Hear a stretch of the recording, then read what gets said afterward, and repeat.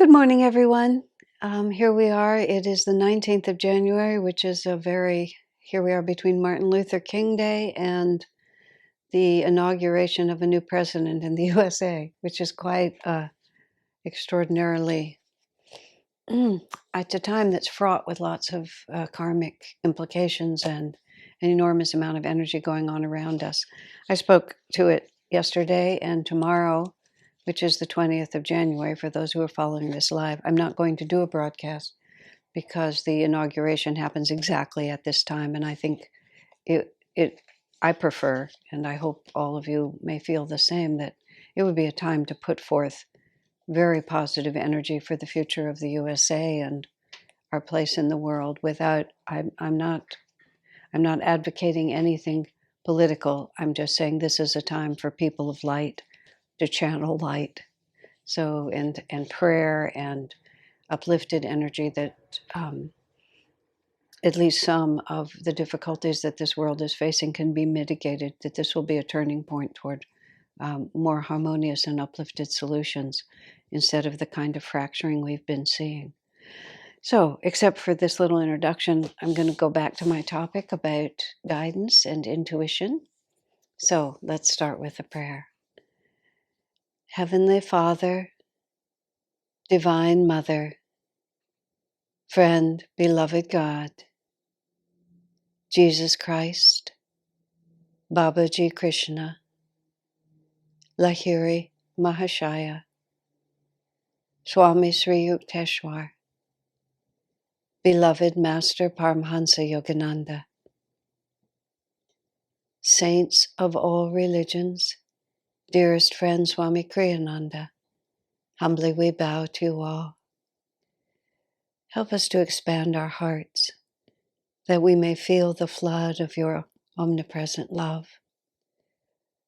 Help us to be inspired in our thinking and in our actions, that everything we do can carry that vibration, that all of our work, all of our friendships, our relationships will reflect the wonderful, joyous, liberating quality of your divine love.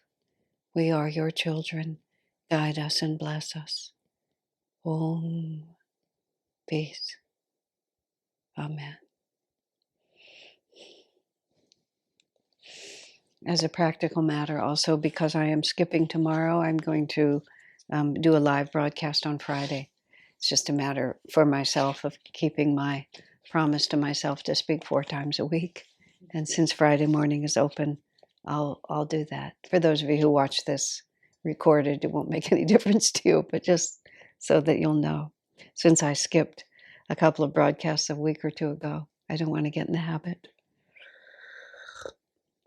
Okay, so now we're talking about living intuitively, and I did all the sort of here and now suggestions for the last several weeks that have come to me, and now I've gone back to where I thought I was going to go from the beginning, which is my ancient folder with the summary of suggestions that Swami Kriyananda gave for how to discern what is intuitive and what is superconscious intuition and what may just be the chatter of the mind. So I'm just running through the most important points, and I wanted to just go onto a couple of them now. The title we chose for today is that your unique path. And what we're trying to say is that every person is guided differently. And there's a very interesting, the way Swami put that, which is quite, it's just really fun to think about it. He said, if you're a mathematician, your intuition is probably going to give you math problems, not choreography for a dance. If you're a dancer, you're probably going to have ideas about what music you ought to move to, and you're not likely to get ideas for how to teach government in a college classroom. And all the way through, if you're a stockbroker, the inspiration and the intuition you get is going to be how the monetary markets are moving. And you're not really going to be thinking about a new way of doing abstract painting.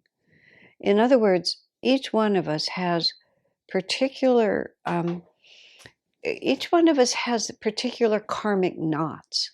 And even though there is a certain generic quality to everybody's delusions, the Indian teachings talk about, um, um, they sometimes would call it, woman gold, wine, woman, and gold, but that's said from a man's point of view. But what that really means is intoxicants, sexuality, and money. And money means power and influence and security.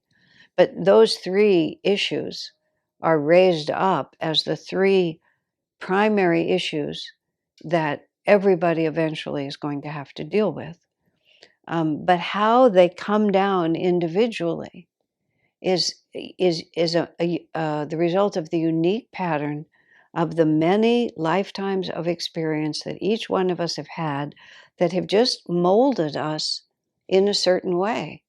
And even though heartbreak is universal, desire for love and fulfillment is universal, exactly what each one of us thinks will love and fulfill us just varies widely.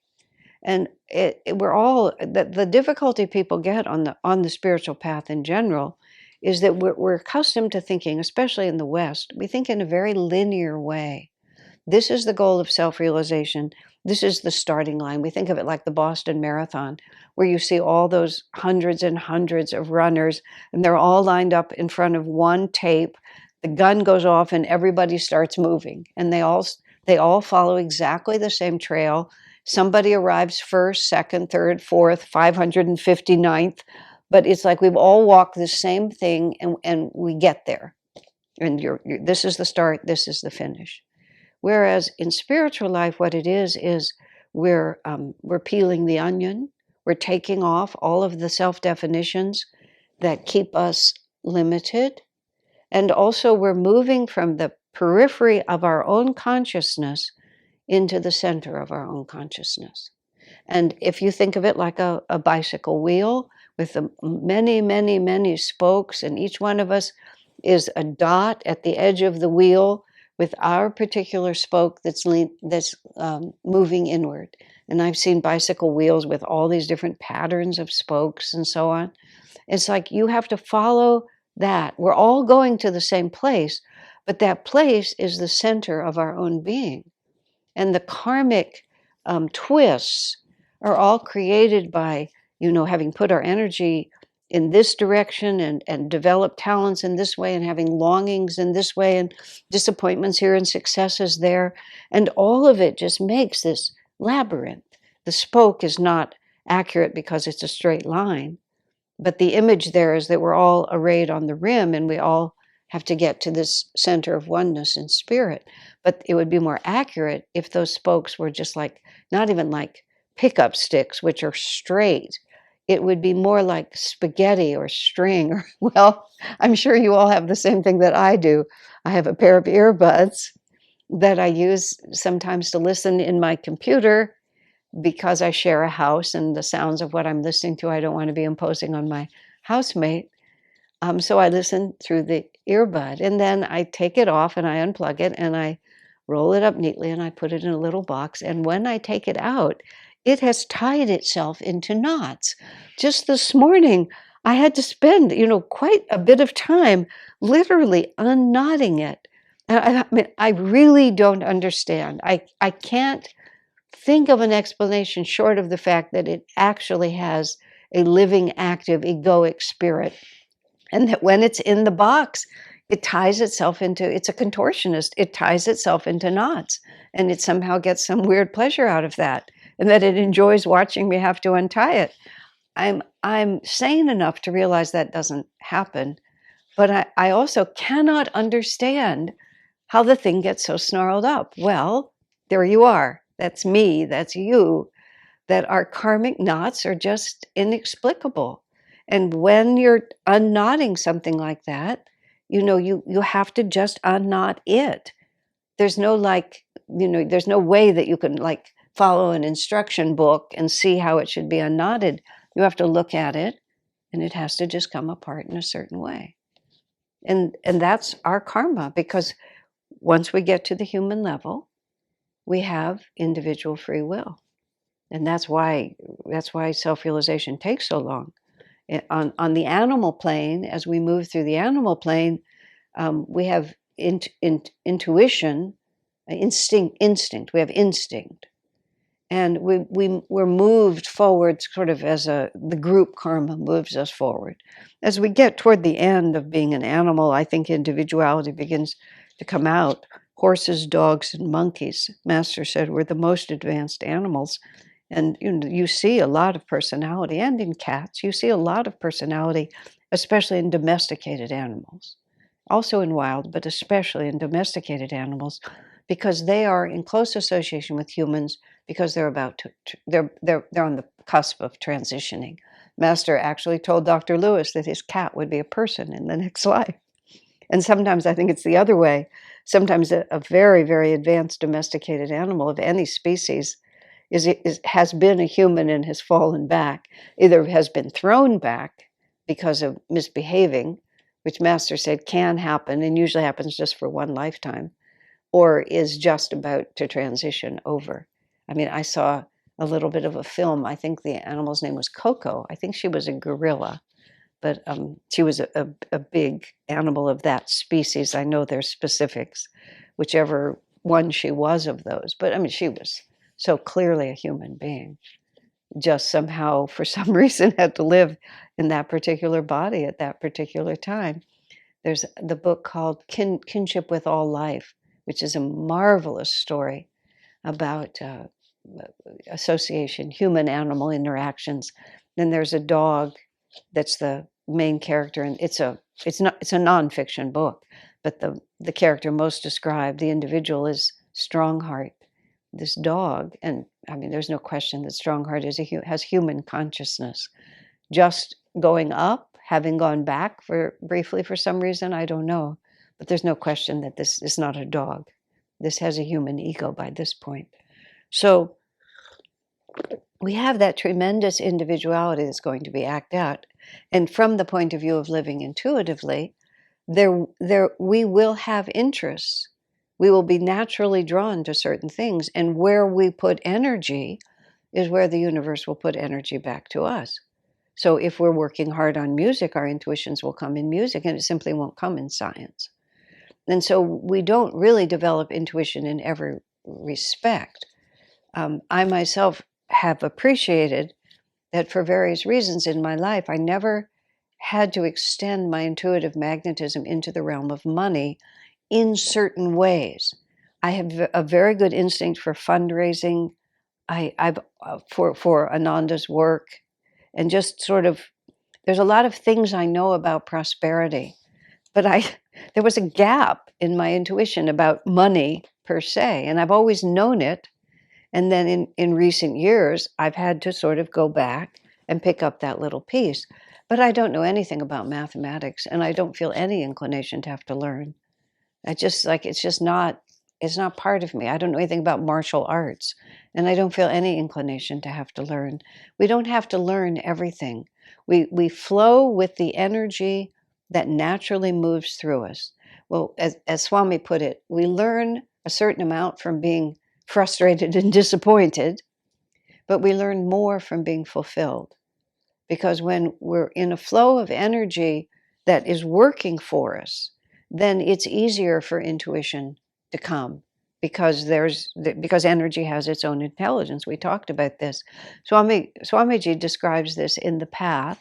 When he first came to live at Mount Washington and live with Master, they were building the building at the Hollywood Church that's called India Center. And they had a professional supervisor, construction manager, but most of the work was being done by the monks, or much of the work. And Swami was put to work building the building, which was what all the young men were doing. He was 22 years old. He was a strong young man. That was the project that was needed. So they were all out there doing it. And Swamiji said, he was so happy to be in the ashram. He was happy to do anything that was needed. But as he said, he just didn't have a knack for carpentry. He said to hit one nail, he said he would have to make nine false strokes, some of them on his own fingers, before he would be able to get the nail to go in. It just wasn't something that he was naturally adept at. He didn't have any particular interest in becoming good at it. It wasn't who he was. He did it with good spirit. He said when he finally was transferred off of that, he said to the project manager, who was a professional, he said, "I learned so much working on this project." And the manager said, "Really? Did you?" It was just like he had never seen any progress in Swamiji becoming a carpenter. It just wasn't there. And then Master moved him over to be the one who corresponded with many of the students, who answered their questions, who um, graded their quizzes. And and then you had him start writing articles for the magazine. And Swami did this with the same obedient enthusiasm that he had built the building, but it was natural to him. And then, therefore, the energy flowed much more easily, and he was able to ride that energy to deeper levels of understanding than he felt he ever could have done being a carpenter, although he would have been a carpenter for the rest of his life if that's what the Guru had asked of him. So we have to understand that living intuitively is also to cooperate with who we naturally are. Yes, sometimes we are asked to master something we don't know. Like I was saying, I had the luxury for much of my life of never really having to think about the practical realities of money. I wasn't irresponsible, but I knew that I didn't put my magnetism into it because I didn't. Other people around me always did. And then suddenly it was up to me to do it. And slowly, it took me some time to accept that I had to do it and then to begin to understand how. Because it was imposed upon me as a necessity, and so I recognized it as a value that I needed to cultivate. I don't want to exaggerate it because it hasn't been that hard. It's just I had the luxury of not doing it, so I didn't do it. Now I pay attention to it, and there you are. I'm not good. I'm a better writer than I am money manager. That's a fact. But there it is. It's just like it has to be done. But sometimes people get a very false idea that they have to do the things they can't do. Whereas Swamiji's way of training us, it was very interesting. It was a go with your strengths way of training us, which I know is not common. When I did a little bit of corporate training, I had a career as a corporate trainer. In the great scheme of things, I said it lasted about a nanosecond because it really wasn't what I was born to do. It was one of those things I wasn't born to do. But when I would try to talk in leadership programs and so on about emphasize the positive and go with your strengths, it's just like, at least in the one company I worked in, you always have to talk about your weaknesses. People just take your strengths for granted and then you talk about your weaknesses. I think that's a very unfortunate way to develop, and that's never the way Swami developed us. It's not that he didn't know what our weaknesses were or allowed us to not face them if we needed to. But if you build on success, Master said, in fact, he went so far as to say, if you know that a test that's coming to you is bigger than you can face effectively, in other words, if you know you're going to fail, he said, run away. Very seldom, does the Guru support your own inclinations. Now, he didn't. What he meant by that, and he explained it. He said, it's not good to reinforce the idea that you can't cope and that you're a failure. He said, because then that becomes a mindset that blinds you to other potentials within yourself. So, of course, sometimes we can't run away. Sometimes the circumstances just simply demand that we have to stay there and face it. Maybe it's your own intimate family, maybe it's your livelihood, whatever it might be. Sometimes we think we're not going to pass it, but we can't run away. And actually, that's a sign then that God's going to help you. But in other words, go with your strengths. So when it comes down to intuition, this is where Swami talks about it. We tend to have intuitive ideas in those areas in which we ourselves are putting out energy. So if you are really devoted to a certain aspect of creative work or something like that, and intuitions come to you in the area in which you're concentrating, the chances are better, not certain, but the chances are better that those are true intuitions than if you get some wildly unrelated idea about something you have no involvement in. Now, like everything that I've been saying about guidance and intuition, everything is two sides of one coin. So the opposite can also be true. But what I'm talking about is somewhat in generalities, or talking about the essential quality here. The essential quality is that if it's an intuition in the area in which you are directly involved, it's much more likely to be true. And that's just a thing in itself. And if you are putting energy into something, you're much more likely to get intuitive guidance in it. And this I talked about at great length in an earlier session when I was talking about energy has its own intelligence. And so oftentimes, if it's something either that you have to do or that you want to do, and you don't really have an intuitive idea of what to do, then do whatever seems sensible. Because if you act just on whatever seems sensible, then you'll start educating yourself about how this works. You'll get familiar with the bhav, with the bhav actually means spiritual mood, but bhav also means, at least the way we use the word, I use the word, it also means that just the more subtle aspects of how this is done. Certainly in my experience of learning to write, I've gradually understood what the bhav of writing is, which I didn't know when I started. Part of my confusion when I started was that I'm sitting here, I want to write a book, and somehow I thought that I would sit here and then there would be a book.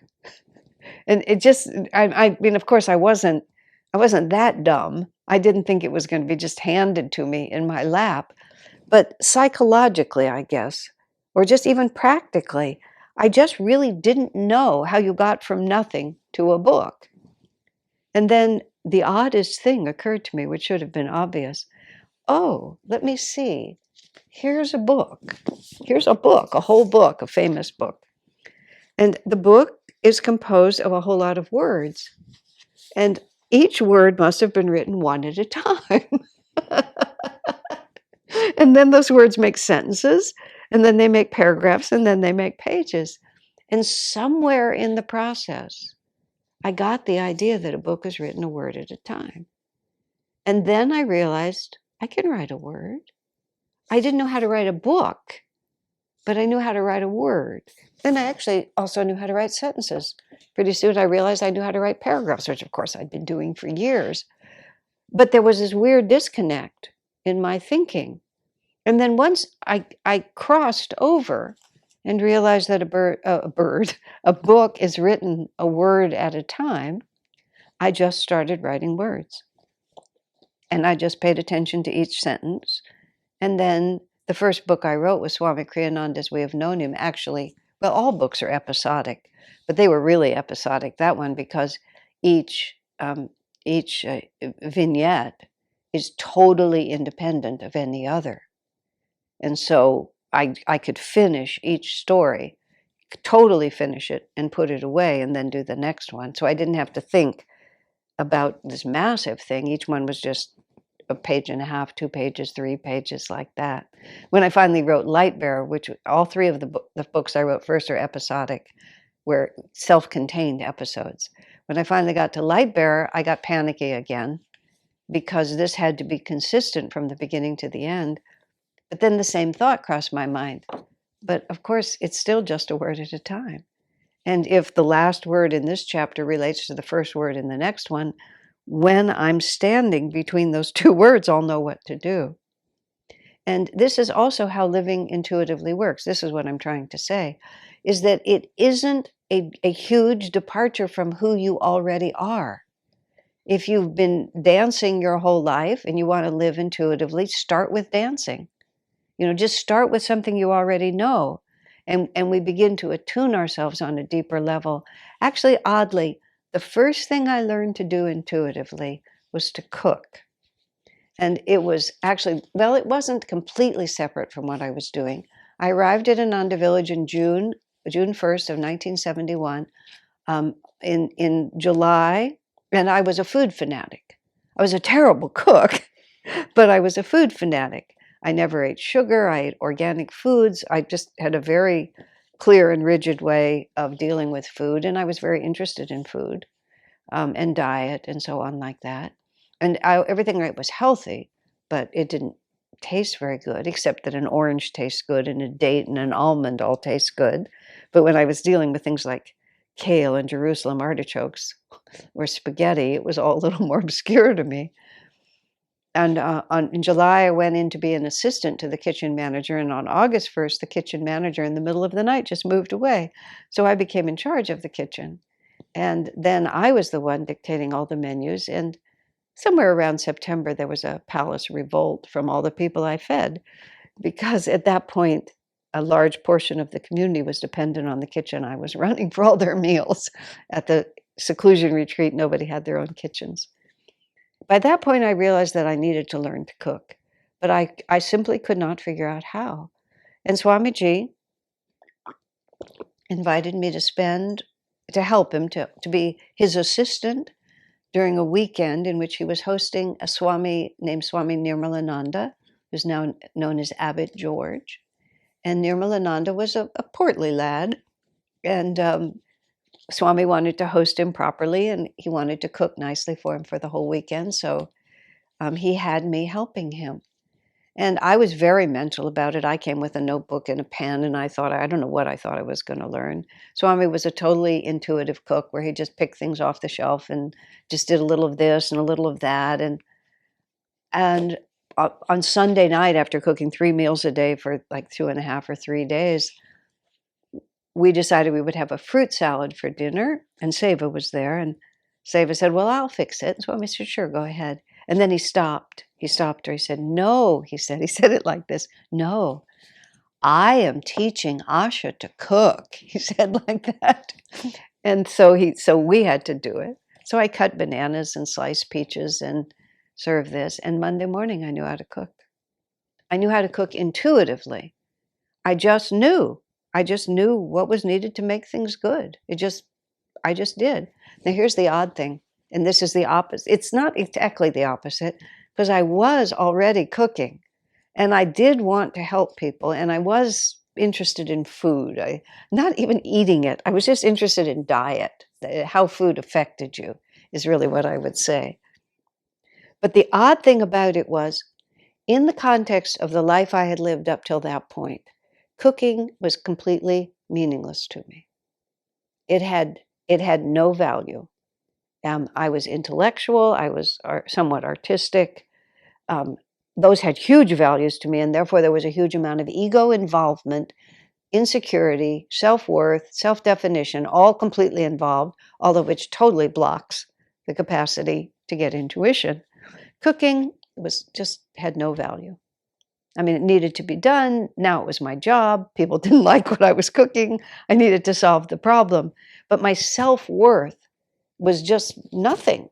It wasn't a family value. It was just nothing. So there was nothing that blocked me. And so therefore, I feel Swami was just able to shift my thinking to just, I don't know what, he just awoken something. He woke up something in me. And from that point on, ever since then, I've been considered to be quite a good cook. So it was also an extraordinarily interesting experience for me. And I've never written that story into any book, because I've never been able to figure out how to universalize it, except for that one point. I didn't have a lot of ego involvement.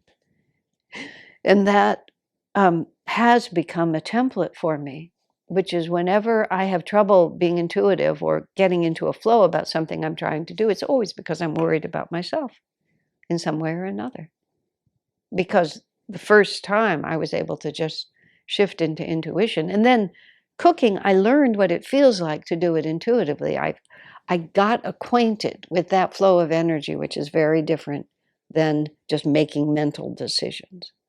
And so knowing what it felt like in one area of my life has helped me to understand how to do it in other areas, which is why, if we're beginning to learn to live intuitively, this own odd story notwithstanding, generally speaking, it's easier to elevate the energy when the energy is already flowing, if that makes sense. And once we get the vibration of it, then we can begin to pass it to other areas. Okay, I think that'll be enough for today, and I'll talk to you again soon. God bless you.